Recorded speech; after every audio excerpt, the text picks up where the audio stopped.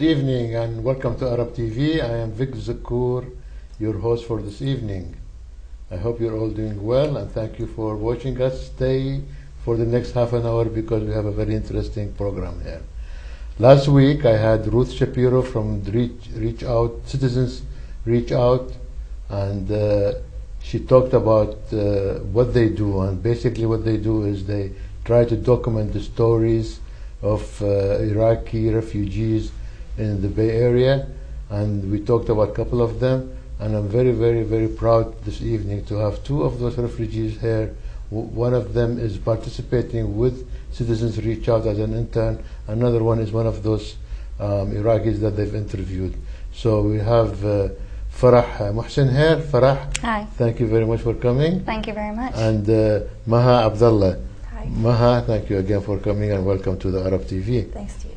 So Farah, I understand you are an intern at Citizen Reach Out. Correct. So what is your role there and what do you do? Well, first of all, thank you very much for this opportunity. It's such a great pleasure to be here and sitting with you and Maha. I actually was introduced to Citizens Reach Out about 4 weeks ago through one of my professors at my school, Dominican University in Marin County.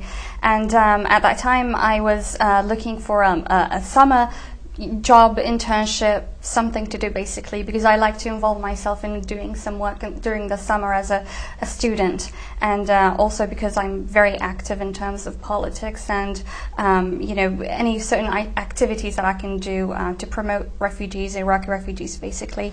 And so my professor came across the Citizens Reach Out website and she forwarded it to me, and I emailed Ruth right away. I used the email on the website, info@Citizens Reach Out, and Ruth friend, she responded, and you know, since then we met a week after I sent her the email, and I've been working there since then. Just 4 weeks ago, you say? Just 4 weeks ago, yeah. Wow, I'm really impressed.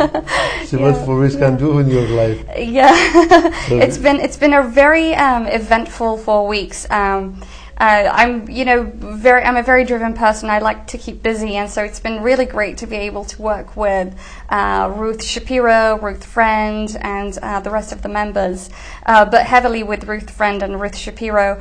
And there's a lot of work to do, you know, as an intern for me personally. So we're currently working on the PR section, and we have updated our website. We started a Facebook page, which is also a very big deal, because as you know, for a lot of NGOs, spreading the word out is very important, and Facebook has been proven to be a great tool for that. And so we started that. So for your viewers, if they want to join or like our page, it's Facebook.com/Citizens Reach Out. Okay, say it again. Facebook.com/Citizens Reach Out. Okay. If you could just tab on right on the search tab, Citizens Reach Out, you'll find our web page, and you know, you'd like it. And the Facebook will come up too, right? The Facebook, yeah, that's how it'll come. Yeah. And so you will be updated, you know, on our latest news, events, videos, and photos, and etc. So what I mean, your role there, what do you do exactly as an intern? Well, like I said, you know, so far I've been involved with the PR section heavily. The PR right now, yes. We're also working on our upcoming event.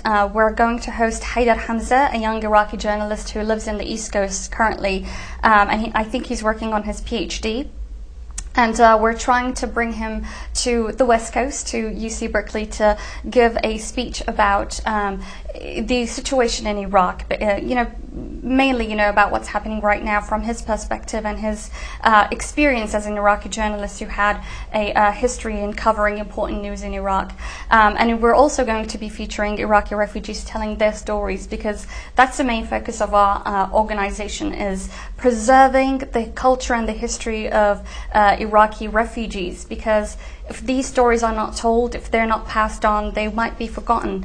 And especially here in the United States, we believe that it is very important for the American public to know and to learn about the atrocities that Iraqis have been through and still go under every day, and especially here in the United States. Not many Americans know about how many Iraqi refugees exist outside of Iraq or even inside Iraq, and especially not even within their communities here in the United States. So these are one of the main messages that, you know, through through the project, What Happened project with Citizens Reach Out, that's what we're trying to work on. And that's what also Ruth Shapiro explained to us last time. Correct. For those people who didn't see the show. Yes. Actually, you know what you could do is, Yes.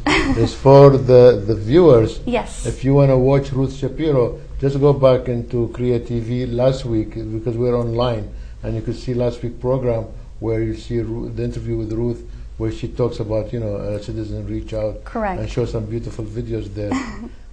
Okay, Yes. so you speak beautiful English. I mean, Thank you. how long have you been in the States? Well, I've been here for almost 4 years. It will be 4 years completely, September of 2012. I came here through the Iraqi Student Project, which is also a non-profit started in Damascus, Syria, to help young Iraqi refugees to pursue college education in the United States. I was studying English literature in Damascus at that time as an Iraqi refugee, but I wasn't really happy and satisfied with my educational experience. Adding to that, as a female Iraqi refugee in Damascus, having a degree, even though from a Syrian university, wasn't going to take me anywhere for the reasons mentioned above.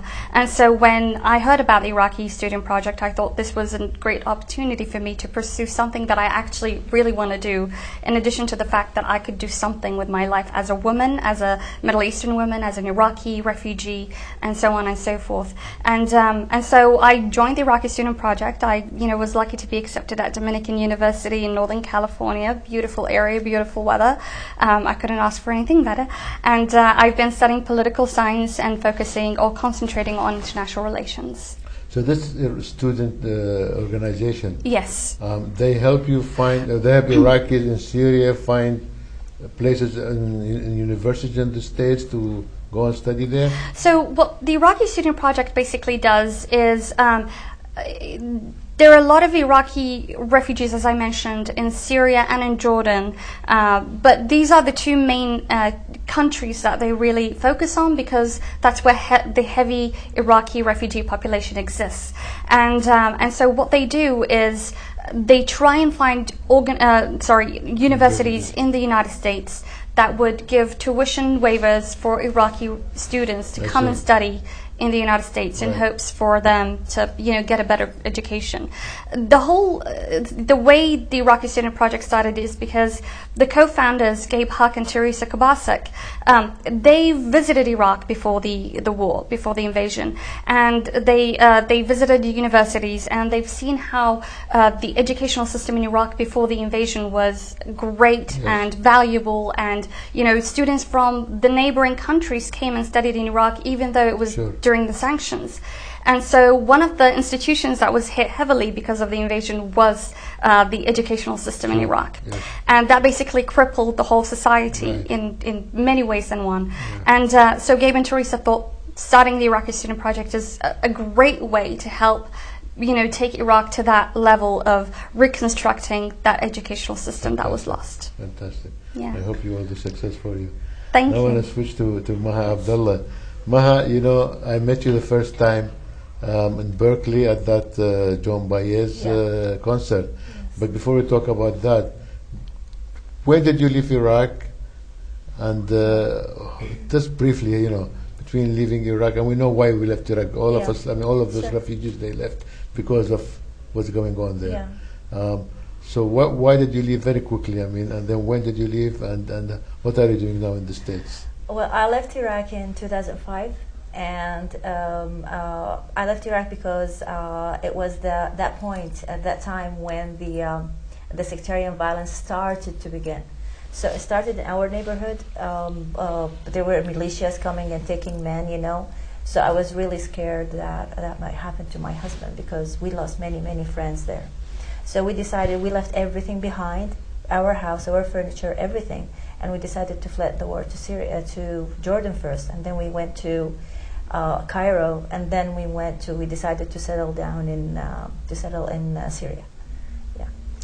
And then after Syria, you also came through the same organization that Farah came with? No, in fact we came here through the UN, or the International Organization for Migration. So we were chosen to come to the United States. And we came to California, and I've been here for almost 2 years and a half. 2 years. Yeah. Also, you speak wonderful English, Thank and you I very understand much. you went to the UN, or? I was a volunteer for the United Nations High Commission for Refugees in Syria. So I was in a program, it's called Iraqi Outreach Volunteers. And we were a group of 80 women who helped the United Nations High Commission for Refugees to reach all the Iraqi houses there and all the Iraqi families. In fact, we were able to bring their stories to the United Nations High Commission for Refugees and to try to help as much as we can, and with the limited assistance that we got to promote their stories and to let them be heard and be taken seriously. Yeah, fantastic. And as I mentioned earlier, we met in Berkeley. Yeah. That was at the John Baez concert. But you did speak to 500 people, and you did such a great, impressive job. Thank you very much. If one can show us that video, we want to watch and see Maha speaking to 500 people in Berkeley about her story.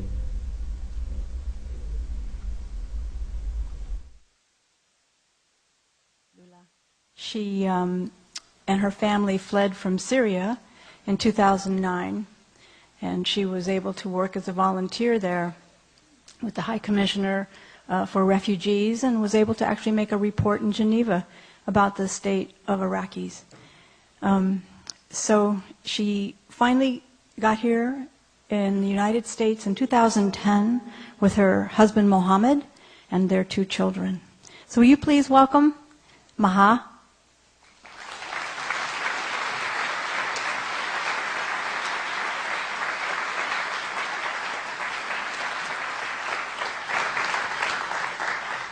So, hello everybody, and I'm really sorry to take you away from the mood that you've been just enjoying, but my part of this event is to say my story, so please bear with me. My name is Maha Abdullah. I was born and raised in Baghdad, the most beautiful city in the world. A city that was once full of warmth, a city that was safe and so alive, with restaurants, cafes, theaters. My family and I would stay out till 2 or 3 in the morning, without fear. Though life was difficult since the 1991 embargo, people in Baghdad knew how to help each other, to make the best of each day and end it with a joke. We knew from the news that the Americans were going to attack, but we thought they would hit some targets and then leave, just like before. The first day of the bombing, my husband Mohammed and I said to each other, sure, it's a mistake. They can be serious. But then, no. They were really bombing us, and it was just like hell. We watched our city go up in flames. In fact, the first building that was destroyed was the Ministry of Planning, where my husband and I worked, where we first met, and where he proposed to me. I couldn't believe the Americans would do so. Iraq was no threat. That was not real at all. Years of Saddam, the Iraqi-Iran war, and the international blockade had devastated our country. People were exhausted. Hundreds of thousands of children had died from lack of food and medicine. The army had collapsed. We drove through Baghdad, and I saw the American troops wandering around as if it was their land. And I was thinking, what on earth are you doing here? You don't belong here. Who asked you to come and make yourselves at home? While we, the native people of this land, have to carry a white flag so you don't shoot us? Before the American invasion, there was no sectarian violence. Sunnis married Shias, Shias married Sunnis. I am a Sunni, and many of my family are Shia. The violence was a direct result of the war. Iraq, slaughtered from vein to vein, was an easy target for whoever had an agenda. Suddenly, there were militia checkpoints all over the country. Like many people, everybody in my family carried 2 sets of IDs. One saying Sunni, the other Shia. If you answered the question incorrectly, you could be shot. After a series of bombing at the Shia holy sites, the Mahdi militia began coming to our neighborhood. They took 28 men, many of whom were our friends. Their bodies were mutilated and scattered all over Baghdad. So we sold what we could and drove to Jordan. We had no idea where we were going, or how we were going to make a living.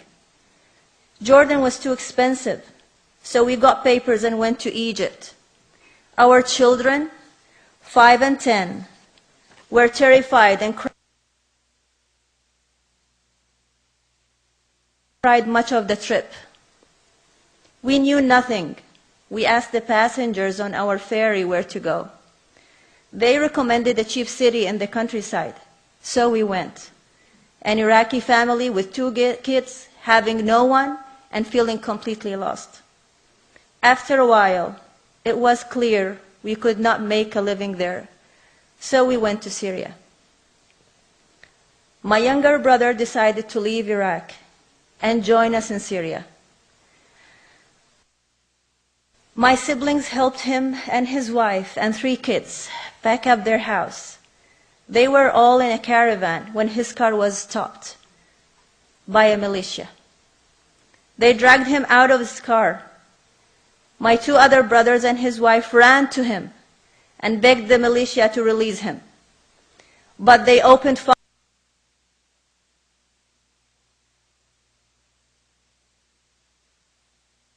fire over everyone's heads.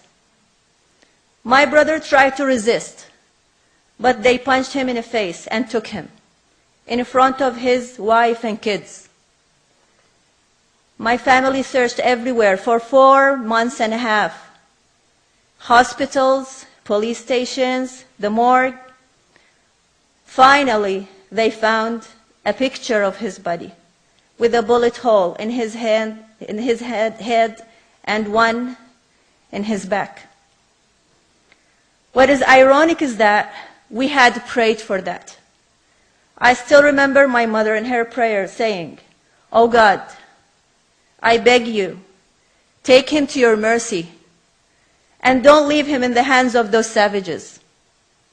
And he did. God answered her prayers. My brother was fortunate that he got shot immediately. They didn't get the chance to deform his body. He died leaving a devastated family and a wife who is still covered with black, waiting to die so she can join him. I still wish for a miracle. I still wish if 2003 had not changed our lives forever. I wish I was still in my home, enjoying my little garden, or sitting with my husband and kids watching TV. My parents there too. I wish my brother was still alive, taking care of his family. And I wish I didn't have to live in a state of denial about his death. I ask myself repeatedly, can anything ease the pain or heal the wound of a whole nation torn apart, its people scattered all over the world? I have no answer for that. Thank you very much.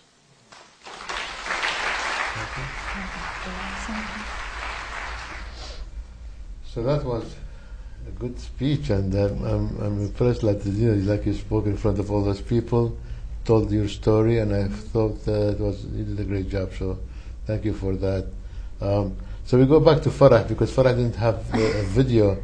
So I wasn't there at the event, yeah. so. Did you go through the same problems that Maha had gone through in Iraq? And I think every Iraqi in Iraq has a different, unique story, but also compelling in its own way. We all went through struggles, we all went through hardships, either because of our religious identity or our ethnic identity or even our own beliefs, no matter what they are. My story is quite different because my family and I had to leave Iraq very, very early on. We actually had to leave by May 2003, just a month after the invasion. And I come from, my family, is an intellectual family, and we received death threats. Just like many of the Iraqis that received death threats almost immediately after the invasion. And I come from an all-female family. I don't have male brothers, and my father passed away in '98. So it was very difficult for my family to start to be dependent on the male members in our family, my uncles, my cousins, and grandparents. And because of that, we decided to leave the country, and the decision had to happen immediately. Otherwise, the longer we wait, the more dangerous things become. And so we left Iraq by the end of May 2003. You went to Syria or Jordan? We went to Syria. We lived in Syria for 5 years. I lived there for 5 years, Okay. and then I met the Iraqi Student Project and came here. Okay. So we hear about a lot of the difficulties that the Iraqi refugees are having in Syria, probably still having. Sure. A lot of them were not or are not financially capable. They had to take all kinds of jobs. Some of them were demeaning jobs. So did you notice any of that going when you were there? Or? Absolutely. A lot of people don't know that the majority of the Iraqi people are college educated. They have the least degree that they have is a university degree. And, you definitely know that and relate to it. A lot of Iraqis, pursue engineering, medicine, or pharmaceutical studies. Those are the big, hard educational, backgrounds. Sure. And so going to Syria, they weren't able to use their degrees to work in either Syria or Jordan. Now, the laws for Jordan, they're quite more complicated than the ones in Syria. In Syria, the complications came from the country being, suffering from poverty itself. Syria had a very limited budget, barely enough to support its own people, especially in Damascus. Damascus was overpopulated as is, and then imagine about 1 million people came in and moved into Damascus. And so there's a lot of a lot of difficulty there for the Syrian government to try and provide for the people of Syria in addition to the Iraqi refugees. There were talks, on the news that the Syrian government was trying to cooperate with the Iraqi government to, send some money to help the Iraqi refugees. The United Nations was supposedly received funds from other countries like Saudi Arabia and Turkey to support the Iraqi refugees in Syria. And only these funds were very also limited. They can only give so much and pay so much. And again, there are about 1.5 million Iraqi refugees in Syria alone. And so the difficulty came where Iraqis cannot use their degrees. They cannot be employed legally under the Syrian law. They can't work. So a lot of Iraqis had to work under the table or bribe the Syrian authorities to work and open their own shacks or own little markets and mini markets and bakeries and so on and so forth in their own communities.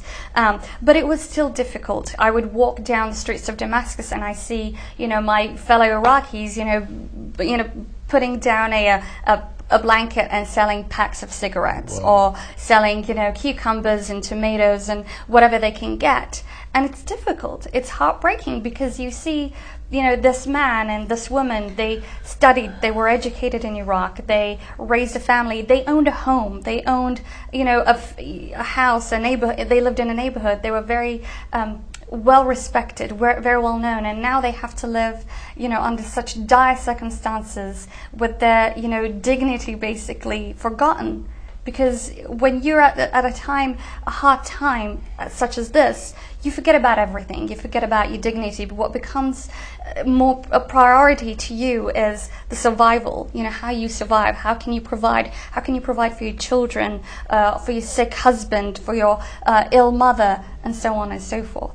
So yes, Iraqis do go through difficulties as Iraqi refugees, and again, not having that luxury of being employed, not having the luxury of using their education, and also the bureaucracy that comes in way, like in Syria and in Jordan and other countries, that also sets very hard obstacles in the ways of for Iraqis to survive, to live on, to continue living.